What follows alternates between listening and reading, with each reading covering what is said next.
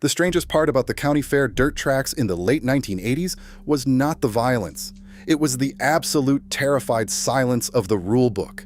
If you look at the technical regulations for almost any demolition derby in America, buried underneath the mandates about welding your doors shut and relocating your gas tank, there is a single, universally enforced sentence written in bold ink, the words, "No Imperials allowed."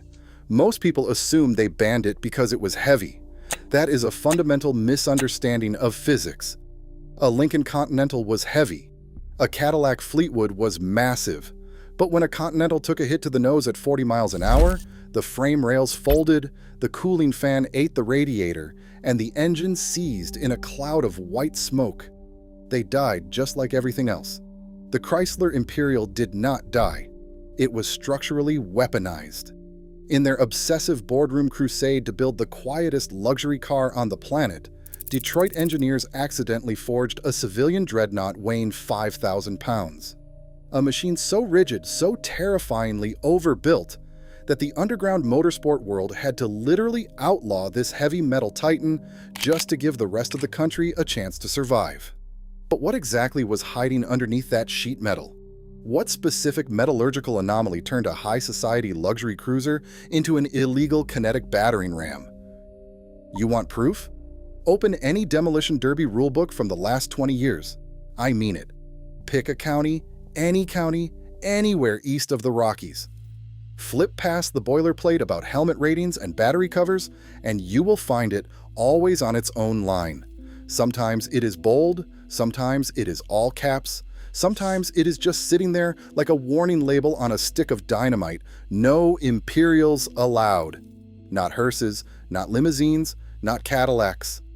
Just that one word, Imperials, singled out and exiled. It is not a rumor. It is not urban legend. It is printed in black and white, page after page, year after year. The 2006 National Packet, General Demolition Derby Rules, Steve Heitman's signature at the bottom, lays it out plain as day. Full-size car, any year, no Imperials. No footnote, no explanation, just a wall. Fast forward to Nicollet County, Minnesota, 2021.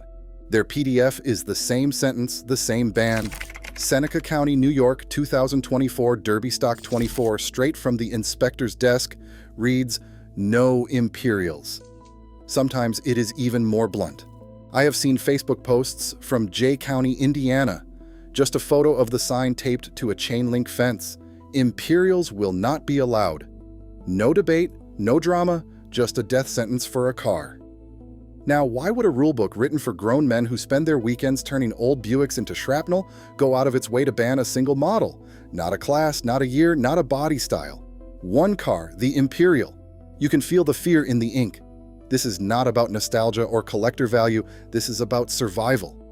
It is the only car that got itself banned in print again and again across the entire country, and nobody even bothers to explain why.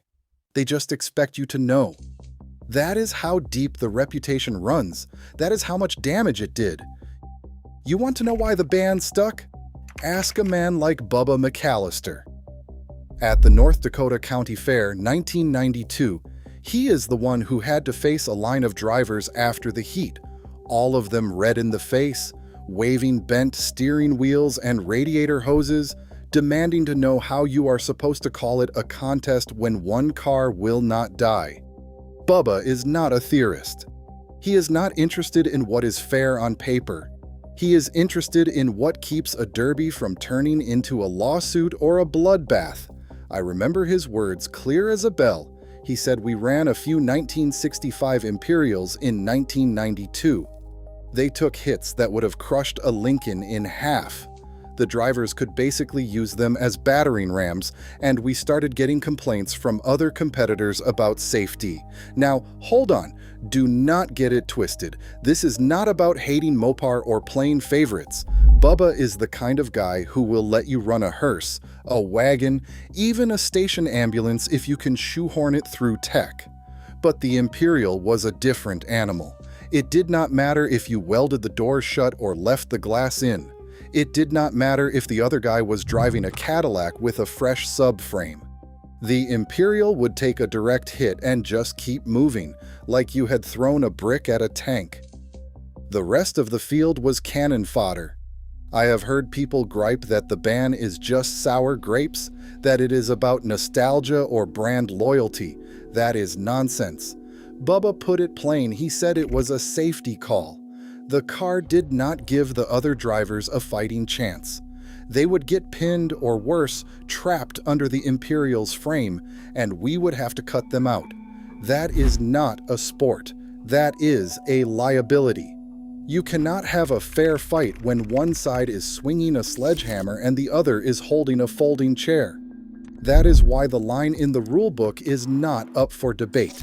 It is a shield, not a grudge. No Imperials. Not now, not ever. There is a memo dated March 2nd, 1962, with Gerhardt's signature scrawled across the bottom like a threat. I've held a copy in my hands, oily thumbprints, coffee stains, the works.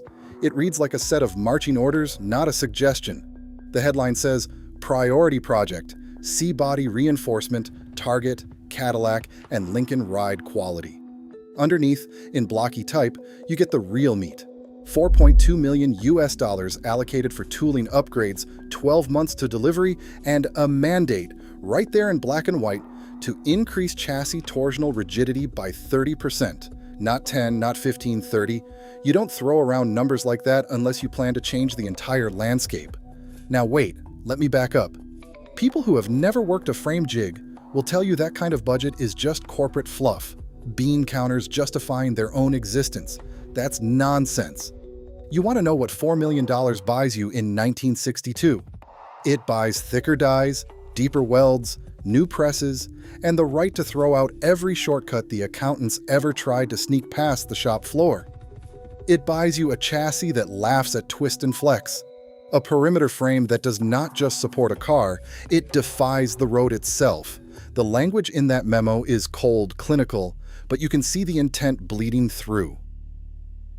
Gerhardt wanted Cadillac's crown, and he was willing to pay for it in steel, not chrome. There is a line about front rail boxing and K-member isolation. That is not fluff. That is a direct order to overbuild, to make sure no rival could match Imperial's ride, no matter how many pounds it added. Chief Engineer Henshaw pushed for it, arguing the ride quality advantage would outweigh the cost. Kelleher, the structural analyst, grumbled about fuel economy, but he got overruled. The final call? Rigidity wins. Comfort wins. The Imperial gets its fortress. That's how you end up with a car that is not just heavy, it's unyielding. The kind of machine that, decades later, still gets banned for being too strong. That's what $4 million and a signed directive can do. That's how you build a legend. June 1963. The boardroom at Chrysler was not a place for weak hearts or weak steel. I have read the minutes. Every man at that table signed off, not a single dissent. The chief financial officer, Rupp, ran the numbers in front of the whole room. $4.2 million for tooling, a 30% jump in torsional rigidity, and a direct shot at Cadillac's so-called ride supremacy. Nobody blinked. They were not building a car, they were authorizing an offensive. Henshaw stood up and pitched it straight, no hedging, no salesmanship. He said, "We cannot just match Lincoln's numbers, we have to crush them. The Imperial will be incomparable." That is not me editorializing. That is the wording in the press release they mailed out the next spring. The incomparable Imperial for 1964 is more than a new car. I have seen the 1964 media kit. It is not subtle. They talk about perimeter rails boxed all the way to the firewall, about K-member isolation, about a fortress of steel that cannot be twisted by any road, any load, any rival. The diagrams are almost boastful, arrows showing force paths, stress lines bending away from the passenger cell. They wanted the public to know this was not just another barge with chrome glued on. It was a weapon disguised as luxury. And the real kicker?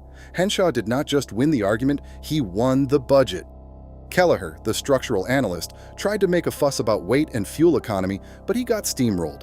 The board voted unanimous, and the next day the order went out to the plant. Throw out the old dies, start cutting new ones, reinforce everything. The press called it a new era in American luxury, but anybody who has ever put a torch to that frame knows what really happened. That is the moment intent became metal. That is when the Imperial stopped being a car and started being a problem for everyone else. Steel defines the Imperial structure, not marketing. Chrysler specified front rails stamped from 0.125-inch steel, 1/8 of an inch, the kind used in bridge trusses. Compare that to a Lincoln Continental or Cadillac, both use 0.099-inch rails, built from mild A36 steel with a 36,000 psi yield. The Imperial's rails are ASTM A514, yielding around 70,000 psi. The difference is tangible. A magnet drags differently across the cut edge, denser and colder to the touch. Thickness alone doesn't explain it. Chrysler boxed the front rails, creating closed sections that resist twisting and buckling. Instead of open C-channels, you get a tube that spreads impact forces across the whole structure. The K-member, which anchors the engine and suspension, sits on its own mounts and gussets, isolated from the rest. Welds follow factory specs: shielded metal arc, E718 rod, 6mm fillet beads. Lincoln and Cadillac settled for 4mm MIG beads, faster, cheaper, and weaker. Box wall thickness measures 3.2 millimeters. The K-member's cross-section is 215 square millimeters. Under a 10 kilonewton impact, the Imperial's box holds its shape. The Continental bows, the Impala folds.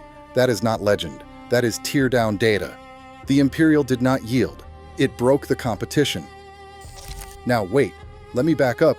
A lot of armchair experts will tell you the Imperial dominated because of the 440 big block V8. That is absolute garbage. I don't care if you have 1,000 horsepower, if your frame rails fold like a cheap suit and your steering column snaps, you are dead in the mud. The engine didn't win the Derby. The architecture won the Derby. Look at the thickness of this cross member. It's insane. People want to talk about horsepower like it is the only thing that matters. Let me tell you, I have seen 400 horsepower engines grenade themselves in the first 5 minutes because the frame underneath was built for comfort, not war. The Imperial could have run a slant 6 and still outlasted the field. What matters is what is hiding under the skin: boxed rails, gusseted K-member, weld so deep you will break your torch before you break that joint. You want to know why Lincoln and Cadillac never made the banned list? Open C-channels, thinner steel, spot welds that peel apart in a real impact. The Imperial's frame is a closed tube. Force comes in and it just moves it, spreads it, shrugs it off. That is not an accident. That is a deliberate act of overbuilding. Forget the engine, forget the badges. This car was a fortress on wheels. The Derby was not won with displacement. It was won with geometry and metallurgy. And that is the truth nobody wants to hear. Bring the lab numbers. Don't trust the brochures, trust the steel. I have a PDF from a metallurgist who ran coupon tensile tests on Imperial frame samples, and the numbers are enough to make you question the sanity of Chrysler's accountants. The Imperial's front rail, ASTM A514, clocks in at a yield strength of around 70,000 pounds per square inch. Lincoln Continental, Cadillac Fleetwood, both stuck with A36 mild steel, barely scraping 36,000 pounds per square inch. The Chevrolet Impala is the same story, A36, and even thinner at the rails. That's not a small difference. That's the difference between a crowbar and a coat hanger. Now hold up, let's get specific. Lincoln and Cadillac rails measure 0.099 inches thick. The Impala is lighter still at 0.080 inches. The Imperial measures 0.125 inches. The K-member cross-section on the Imperial sites at 215 square millimeters. Lincoln and Cadillac barely clear 176 square millimeters. Even the welds tell the story. Imperial's factory spec calls for a 6mm fillet bead, shielded metal arc E7018 rod. Lincoln and Cadillac settled for 4mm MIG beads. That's not just a shortcut, that's a structural confession. You want proof? Check the yield chart. Imperial yields 70,000 pounds per square inch. Rivals yield 36,000 pounds per square inch. That's not a marketing claim. That's a metallurgist's signature on a lab report.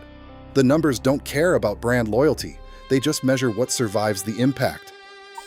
Dusty Miller. Now there's a name you don't forget if you've ever pulled a bent door off an Imperial in the pits. Ohio State Fair, 1975. Dusty rolls in with a 1965 Imperial, paint flaking off the fenders, hood chained down like a bank vault. In the first heat, he takes 3 direct shots from a Lincoln Continental, front to front. The Lincoln folds. The Imperial? Dusty just backs up, straightens the wheel, and keeps moving. He did not even lose a radiator. That is not luck. That is architecture. Next year, Pennsylvania, 1976. The field is stacked, Chevy Impalas, a few Fords, and one red 1966 Imperial with Dusty at the wheel. I watched him push through a wall of cars, frame rails ringing like a sledgehammer on an anvil. The Impala's front end splits open after the second hit. Dusty's rail is still square, steering tight, throttle pinned. The crowd did not cheer. They just stared. It was like watching a battleship plow through a fishing fleet. Indiana, 1977. A Cadillac Fleetwood side impact. The Fleetwood's quarter panel rips away, frame twisted like it is made of solder. Dusty's Imperial? Rear bumper dented, nothing more. He said it best in that old Derby Quarterly interview, "The car just wants to keep moving forward." That is not bravado. That is what happens when you build a chassis that refuses to yield. Dusty did not win with horsepower, he won with steel. 15 minutes, 23 seconds into the 1973 Minnesota State Fair Derby footage, the camera shakes as the green Imperial lines up against a Lincoln and a Chevrolet. You can hear the crowd, but it fades the instant the flag drops. The Imperial does not hesitate. It launches, a deliberate, calculated strike, front rail to front rail. The Lincoln's nose folds in on itself, headlights shattering, hood buckling up like a paper tray. The Imperial's front box does not even ripple. It rebounds, pivots, and delivers another hit, this time to the Impala. You watch in slow motion as the Chevy's frame bows, the bumper twisting off its mounts, the driver's helmet lurching sideways. The Imperial's fender creases, nothing more. Pause the tape at 16 minutes 48 seconds. The Lincoln is paralyzed, radiator pouring steam, front wheels splayed. The Impala's subframe is a question mark. The Imperial, dead center in the frame, idles in a perfect line, steering straight, ready for more. No drama, no celebration, just proof. 3 minutes and 24 seconds of kinetic evidence. It did not bend. It broke them. The fabricator's verdict? Illegal by design. The gas lines of 1973 did what no derby ban, no boardroom squabble, no rival chassis could manage. They killed the Imperial at the root. You want to know what ends a dynasty? Not a better car, not a new rule, but a world that suddenly cannot stomach 12 miles to the gallon. Chrysler's finance minutes from 1974 were cold and precise, no poetry. They spelled it out. Unit profit projections were down 25%, fuel efficiency was labeled unacceptable, and tooling was slated for reallocation. The boardroom did not argue. They nodded, tallied the losses, and voted to discontinue the Imperial after the 1975 model year. That is it. No ceremony, no grand farewell. The last of the overbuilt chassis rolled off the line and straight into obsolescence. I have cut apart those late models. You can feel the shift. The steel is still thick, but the spirit is gone. The market did not want a fortress anymore. It wanted something that could pass a gas station without flinching. All that engineering excess, all that boxed rail and gusseted K-member suddenly became a liability. The same car that once broke the will of every competitor now broke the bank. I remember the first time I saw the new rulebook after the oil crisis. No Imperials allowed, same as ever, but now it read like an epitaph instead of a warning. The legend ended not with a crash, but with a spreadsheet. Like I told you before, it did not bend. It broke them. Then the world changed, and it broke the Imperial too. Now, before anyone starts running their mouth about nostalgia or glory days, hear this. The Imperial was not just heavy, it was engineered to resist catastrophic failure. That is why it is still banned right now in county fair rulebooks from Nebraska to New York.